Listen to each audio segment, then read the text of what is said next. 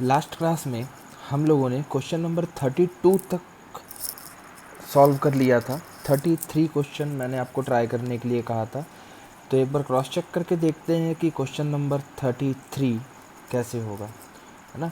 हमें इंटीग्रेशन करना है 1/1 - 10x का। तो चेक करते हैं इसका इंटीग्रेशन कैसे होगा। तो चलिए देखिए, हमारे पास जो क्वेश्चन था वो क्वेश्चन था क्वेश्चन नंबर 33। हमें इंटीग्रेशन करना था 1/1 - 10x का। इस क्वेश्चन को सबसे पहले हमें साइन और कॉस में चेंज करना पड़ेगा ताकि हम इसे आगे सॉल्व कर सकें। तो मैं इसे लिख सकता हूँ 1/1 - sin x upon cos x dx। अगर मैं इसका LCM वगैरह निकालता हूँ और थोड़ा शॉर्ट में लिख रहा हूँ मैं, तो ये सॉल्व करने के बाद आ जाएगा cos x upon cos x minus sin x dx। Same last question जैसे हमने आखिरी क्वेश्चन में 2 से मल्टीप्लाई भी किया था और 2 से डिवाइड भी किया था, सेम वैसे इसके साथ भी करेंगे। अब 1/2 ठीक है, 2 cos x को मैं लिख सकता हूँ cos x plus cos x, थोड़ा दूर लिखा है, समझ जाएंगे क्यों, है ना। 2 cos x को मैंने cos x plus cos x लिख दिया। अब यहाँ पे मैंने लिख दिया माइनस साइन एक्स और यहाँ पे मैंने लिख दिया प्लस साइन एक्स। कोई फ़र्क नहीं पड़ेगा क्योंकि मैंने सेम चीज़ ही ऐड की है और सेम चीज़ ही सब्ट्रैक्ट की है। लेकिन ऐसा करने से हमारा क्वेश्चन जो है वो और इजी हो जाएगा। कैसे? अगर मैंने इन दोनों को एक साथ ले लिया और cos x plus sine x को एक साथ लेके डिनोमिनेटर को अगर डिस्ट्रीब्यूट कर देता हूँ तो कुछ इस तरीके से आ जाएगा ये cos x minus sine x upon cos x minus sine x plus cos x plus sine x upon cos x minus sine x और dx। ठीक है, आपको पहली वाली चीज़ तो दिख रही है, सीधी सीधी कैंसिल हो रही है, तो इसे मैं लिख सकता हूँ 1/2 integration of 1 plus cos x plus sine x upon cos x minus sine x dx। ठीक है, अब इसे मैं लिख देता हूँ 1/2, ठीक है, integration of 1 dx plus integration of cos x plus sine x upon cos x minus sine x dx। अब यहाँ पे मुझे 1 का इंटीग्रेशन तो पता है, 1 का इंटीग्रेशन x के रिस्पेक्ट में अगर हो रहा है तो ये सीधा सीधा आ जाएगा x प्लस c1, कोई कांस्टेंट मान लेते हैं हम c1। अब ये जो राइट वाला इंटीग्रेशन है इसके लिए हम लोग फिर से सेम चीज़ लेके चलेंगे। देखिएगा किस तरीके से। मैं एज्यूम कर लेता हूँ कि लेट जो डिनोमिनेटर है हमारा cos x minus sine x, उसको एज्यूम कर लेता हूँ मैं t। ठीक है, dx की वैल्यू फाइंड आउट करनी है, तो मैंने d/dx cos x minus sine x d/dx of t किया। cos x का अगर आप डिफ्रेंसिएशन करेंगे तो माइनस साइन एक्स आएगा, माइनस साइन एक्स का डिफ्रेंसिएशन करेंगे तो cos x आएगा, इक्वल्स टू dt/dx। अच्छा, यहाँ से मैं माइनस कॉमन निकाल लेता हूँ, तो मेरे पास minus sine x plus cos x बचेगा। आप लोग समझ गए होंगे कि क्यों निकाला है कॉमन, ताकि मैं कैंसिल कर सकूँ आगे जाके। अगर मैं dx की वैल्यू निकालता हूँ तो ये आ जाएगी minus dt upon sine x plus cos x।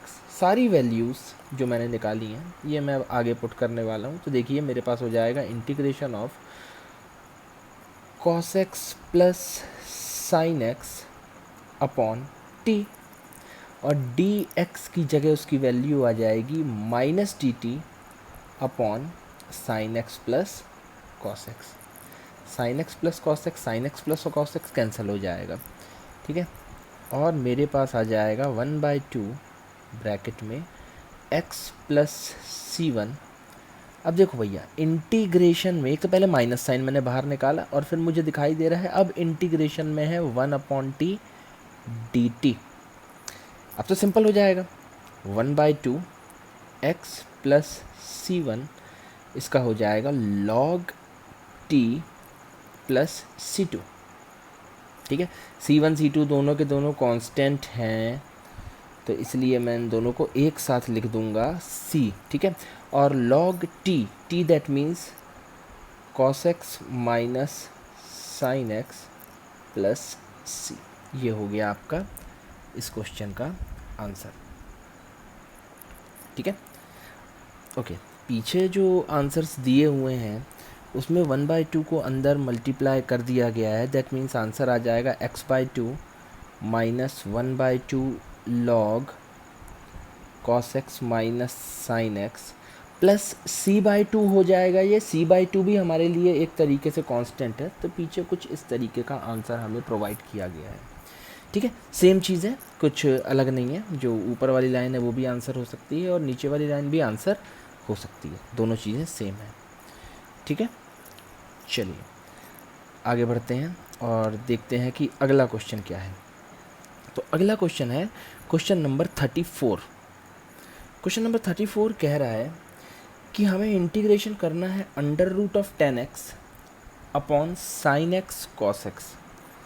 अगर इस क्वेश्चन को भी डायरेक्टली देखें तो सीधा सीधा तो नहीं दिखाई दे रहा कि ये हो पाएगा, है ना। इसमें भी हम देखते हैं कि शायद कुछ ट्रिग्नोमेट्री के कॉन्सेप्ट्स यूज़ करके अगर इस क्वेश्चन को सिंप्लीफाई कर लें, फिर शायद सब्स्टिट्यूशन लगाएं और फिर हो जाए, तो वो हम चेक करते हैं। तो ये है हमारी एक्सरसाइज का क्वेश्चन नंबर 34, जो कि है integration of √10x upon sine x cos x dx। ठीक है, तो पहले इस क्वेश्चन को सही करने की कोशिश कर रहा हूँ मैं। तो देखिए, एक तरीका मैं आपको बताता हूँ इस क्वेश्चन को सही करने का, उसके बाद आप समझ जाएंगे कि सब्स्टिट्यूशन कैसे लगेगा इसमें। देखिए, मैं क्या करता हूँ, ये क्वेश्चन दिया हुआ था, मैं इस क्वेश्चन में ऊपर और नीचे cos x से मल्टीप्लाई भी कर रहा हूँ और डिवाइड भी कर रहा हूँ, कोई फ़र्क नहीं पड़ेगा, है ना। क्वेश्चन तो सेम ही रहेगा, cos x से मल्टीप्लाई भी किया है और डिवाइड भी किया है। ऐसा करने से होगा क्या? ऐसा करने से ये होगा, ध्यान से देखिएगा, क्या मैं इसे √10x अपॉन, यहाँ तो हो जाएगा cos स्क्वायर x और ये है साइन x। ठीक है, ये जो cos x ऊपर वाला था, ठीक है, ये जो cos x ऊपर वाला था, क्या मैं इसे यहाँ नहीं लिख सकता? बहुत सारे बच्चों को कन्फ्यूज़न हो गया, ये क्या हो गया, cos x जो न्यूमरेटर में था वो डिनोमिनेटर में कैसे आया। थोड़ा समझने का तरीका चेंज करते हैं। देखो, हमारे पास क्वेश्चन था integration of √10x upon sine x into cos x। ध्यान दो, अगर मैं यही कह देता कि आप एक काम कीजिए, नीचे cos x से इंटू भी कर दीजिए, cos x से डिवाइड भी कर दीजिए, तो क्या कोई फ़र्क पड़ता? नहीं। इसका मतलब ये है कि मैं अगर चाहता तो क्या इस लाइन को ऐसे लिख सकता था, √10x अपॉन साइन x था, ये तो cos स्क्वायर x हो गया, और वो जो अपॉन का cos x है उसे ऐसे। तो चाहे मैं इसे इस तरीके से लिखवा के यूँ लेके आऊँ, चाहे मैं जैसे ऊपर सॉल्व करते हुए आ रहा हूँ वैसे लेके आऊँ, बात बराबर है। ठीक है, तो चलिए, ऐसा करने से होगा क्या? ऐसा करने से मेरे पास कुछ इस तरीके की चीज़ आ जाएगी, देखिएगा, √10x upon 10x into cos square x dx। ठीक है, अब मैं दो चीज़ें एक साथ करने वाला हूँ। ठीक है, उन दोनों चीज़ों को ध्यान से समझना। सबसे पहले तो √10x अपॉन 10x है, इनको कैंसिल कर दूंगा अगर, तो सिर्फ नीचे √10x बचेगा। ठीक है, ये तो पहली चीज़ हो गई। दूसरी चीज़, ये जो 1 अपॉन cos स्क्वायर x दिख रहा है आपको लिखा हुआ, क्या इसे मैं sec स्क्वायर x लिख सकता हूँ? ठीक है, वो जो क्वेश्चन था √10x upon sine x cos x, उसे मैंने चेंज करके sec और tan की टर्म्स में ले आया। क्यों? क्योंकि पहले मैं सब्स्टिट्यूशन नहीं कर पा रहा था, लेकिन जब मैंने क्वेश्चन को कुछ इस तरीके से चेंज किया तो अब मैं बहुत आराम से सब्स्टिट्यूशन कर सकता हूँ। देखिएगा कैसे। अब यहाँ पे अगर मैं 10x को t मान लेता हूँ तो d by D x of 10x equals to हो जाएगा d by D x of t। 10x का डिफ्रेंसीशन होता है sec square x equals to D T by D X. D X की वैल्यू फाइंड आउट करूँगा तो D T upon sec square X आ जाएगी। ये दोनों वैल्यूज़ ज़रा यहाँ पुट करते हैं तो सेक स्क्वायर एक्स से मुझे कोई प्रॉब्लम नहीं है। 10x को मैंने t माना है तो अंडर रूट टी हो गया और ये हो गया d T upon sec square x. तो यहाँ पे जो मेन फंडा था वो था क्वेश्चन को ट्रिग्नोमेट्री के कुछ जनरल फार्मूले लगा के कुछ इस तरीके से ले आना कि हम उसमें सब्स्टिट्यूशन लगा सकें। ठीक है, अब इसके बाद इसका इंटीग्रेशन सिंपल है, 1/√t dt है ना।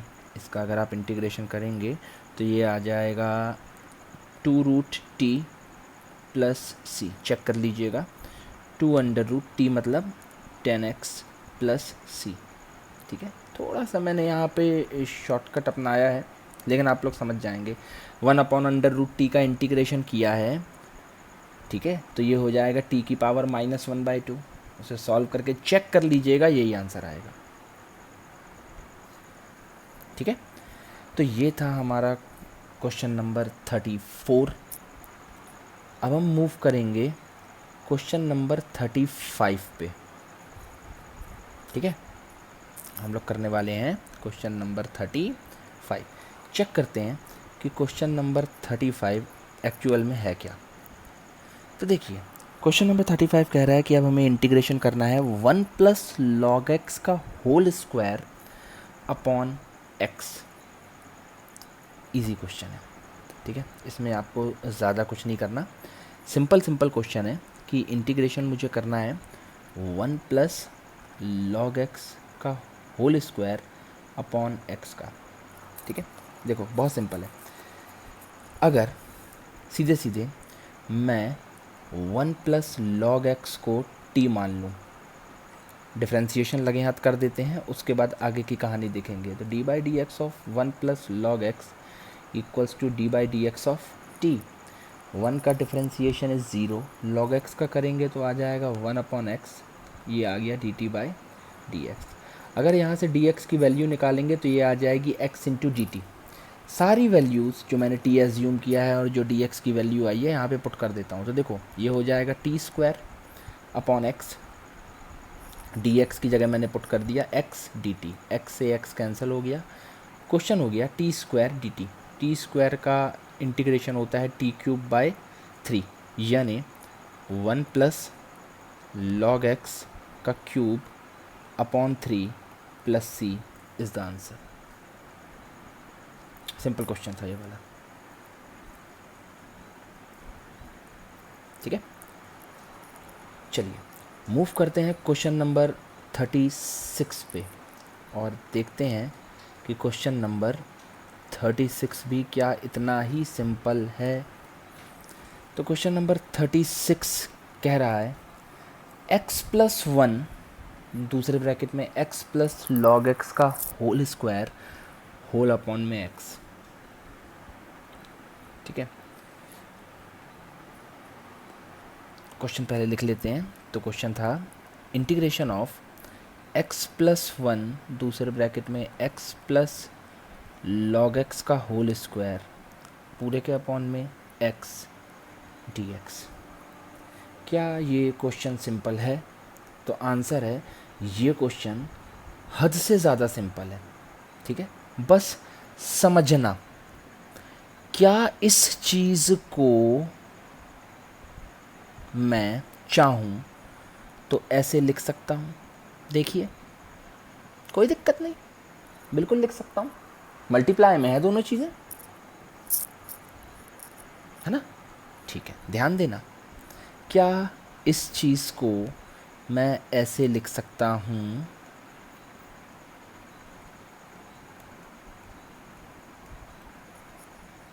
सिंपल स्टेप था। x प्लस 1/x था, उसका x मैंने डिस्ट्रीब्यूट करवा दिया, ठीक है, तो 1 + 1/x आ गया, ठीक है। ऐसा करने से क्या फ़ायदा,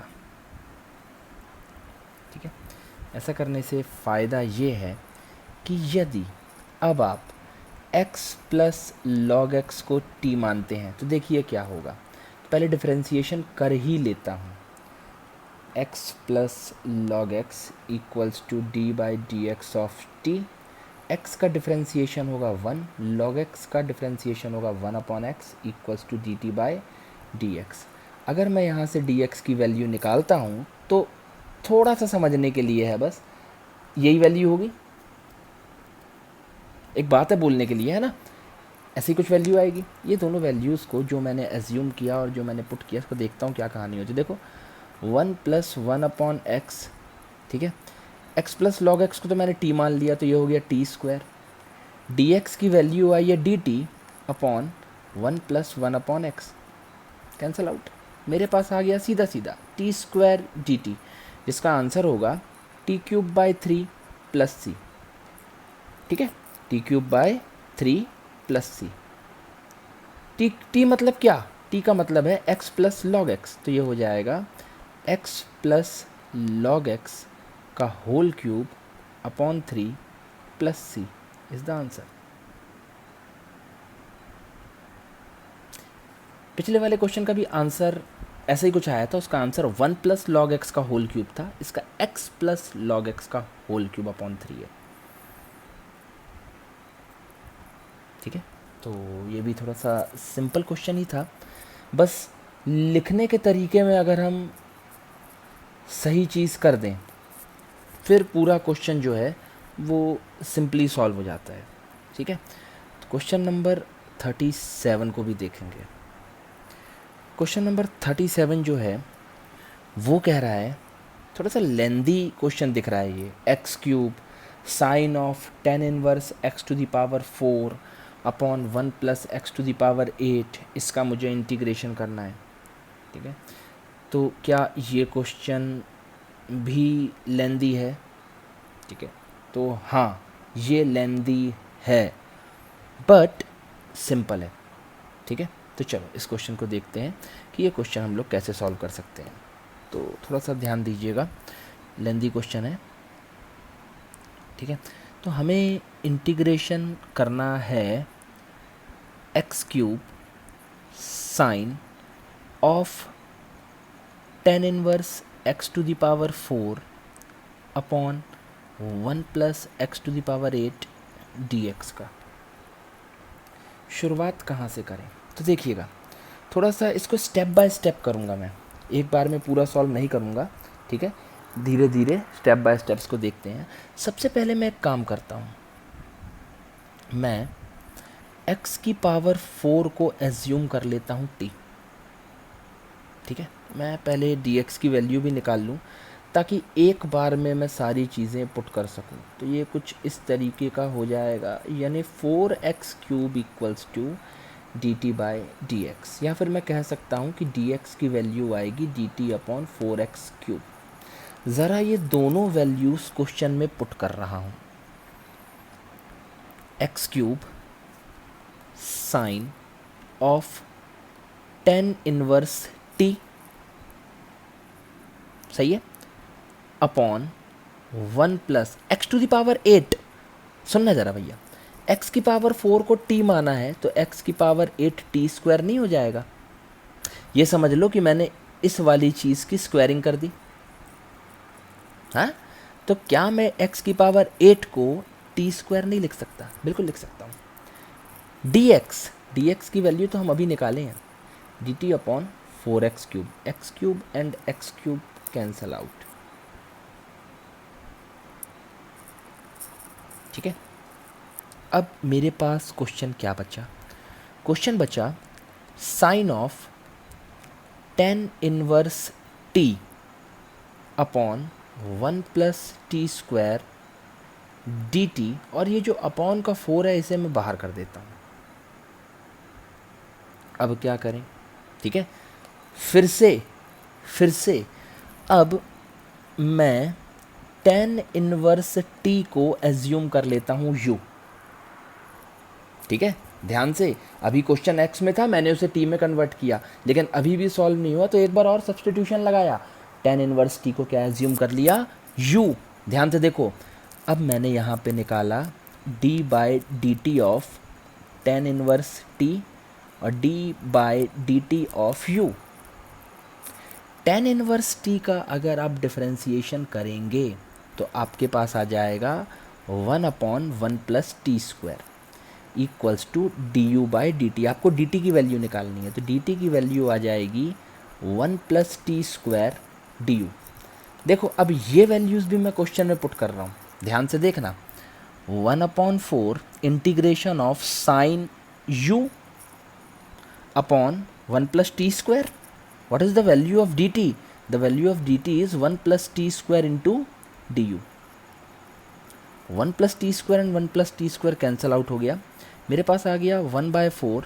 अब देखो क्वेश्चन सिंपल हो गया, साइन u du। ठीक है, और मुझे पता है कि साइन का कितना होता है। ठीक है, साइन का जो इंटीग्रेशन होता है वो होता है माइनस कॉस u प्लस सी। ये हो गया मेरे लिए आंसर। लेकिन -1/4 कॉस u मतलब क्या, tan इनवर्स t प्लस सी, ये हो गया मेरे लिए आंसर। लेकिन t भी किसी को एज्यूम किया था, किसको, x की पावर 4 को। That means the final answer will be 1/4 cos of tan inverse x to the power 4 plus c। This is the final answer.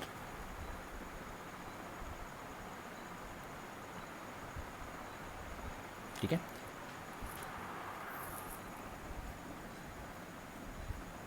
Okay, moving on to the next question. अब हम आ गए question number 38 पे। Check करते हैं कि 38 question क्या है। तो देखिए, अब ये 38 और 39 सिर्फ दो क्वेश्चंस हमारे पास बचे हैं, और इसमें भी अगर हम लोग ध्यान से देखें तो हमें करेक्ट ऑप्शन चूज़ करना है। ठीक है, कि integration of 10x to the power 9 plus 10 to the power x log e base पे 10 dx upon x to the power 10 plus 10 to the power x equals क्या होगा। ठीक है, तो चलो चेक करते हैं, इस क्वेश्चन को भी सॉल्व करके देखते हैं। तो हम लोग ऑप्शंस नहीं देखेंगे, हमारे लिए ये क्वेश्चन है सिंपल सा, इस क्वेश्चन को हम लोग सॉल्व करने की कोशिश करेंगे। थोड़ा सा लेंदी है इसीलिए प्रॉब्लम होती है, लेकिन ऐसा कुछ नहीं है, ध्यान से देखिएगा। क्वेश्चन है 10x to the power 9 plus 10 to the power x log e base पे 10 upon x to the power 10 plus 10 to the power x dx, ये क्वेश्चन है। ठीक है, बहुत लेंदी क्वेश्चन होगा ये तो, है ना। नहीं, let x to the power 10 plus 10 to the power x equals to t, d by D x of x to the power 10 plus 10 to the power x equals to d by D x of t। x to the power 10 का differentiation is 10x to the power 9, और 10 to the power x यानी a to the power x का अगर आप differentiation करते हैं तो आपको याद होगा, इसका फॉर्मूला होता है 10 टू द पावर x यानी a to the power x log e10 equals to dt by dx। अगर मैं यहाँ से dx की वैल्यू फाइंड आउट करने की कोशिश करूँगा तो ये आ जाएगी dt upon 10x to the power 9 plus 10 to the power x log e base पे 10। वैल्यूज़ पुटअप कर देते हैं, शायद उसके बाद कुछ करने की ज़रूरत ही ना पड़े। log e बेस पे 10 अपॉन, इसको मैंने t मान लिया था, dx की वैल्यू आई है dt upon 10x to the power 9 plus 10 to the power x log e base पे 10, ये और ये कैंसिल हो गया। दैट मीन्स क्वेश्चन सीधा सीधा है ये, और इसका आंसर होता है log t प्लस c, यानी log of log of x to the power 10 plus 10 to the power x plus c।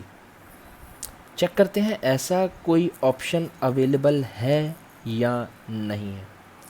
देखिए डी वाला एक लौता ऑप्शन है जिसमें लॉग का इस्तेमाल किया है और अपना भी आंसर यही आया है, log of 10 to the power x plus x to the power 10 plus c। That means the right answer is option D. Okay.